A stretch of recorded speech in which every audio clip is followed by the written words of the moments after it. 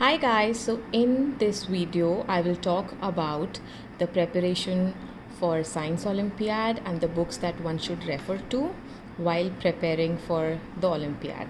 Okay, so I am referring to this book by Arihant and this Olympiad Champs book by Disha Publication, which has say around eight, like it has questions from the past 8 years, and these are the different like they have level 1 as well as they have level 2 in it too. So it has a good collection of all the questions.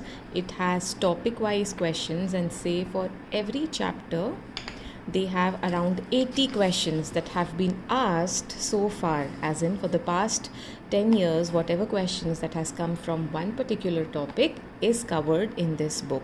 So I would definitely recommend on having this book with you. And to begin with, you can have Arihant, you can have MTG as well. Okay, so let us quickly get to the planning part, how one should prep up for such exams. So the syllabus is pretty much same as what is there in a CBSE school or other boards. Like whatever syllabus is prescribed for standard 1 is covered in Science Olympiad. So for example, the contents here are, there might be few chapters that will be missing, or there will be few chapters which is an extra chapter in this, but if you have a look at it, mostly everything you will find here.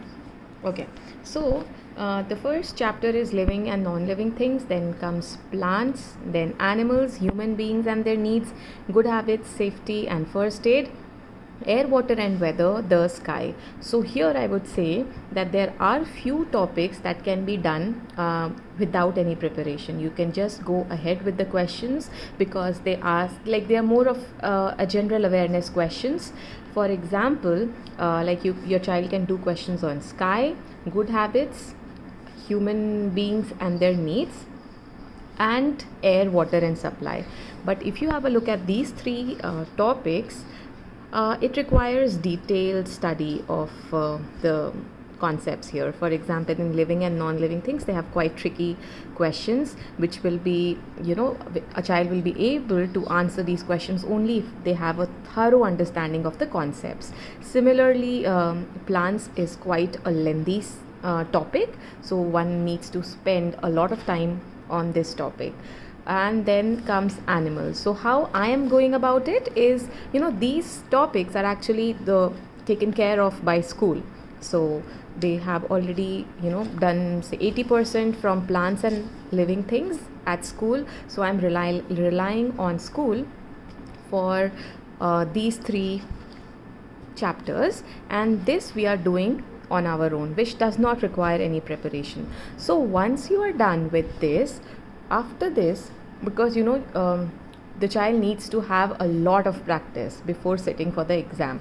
So after you are done with every chapter, as in you have covered all the questions here, you switch to this book, which is which has like so many questions on the subtopics.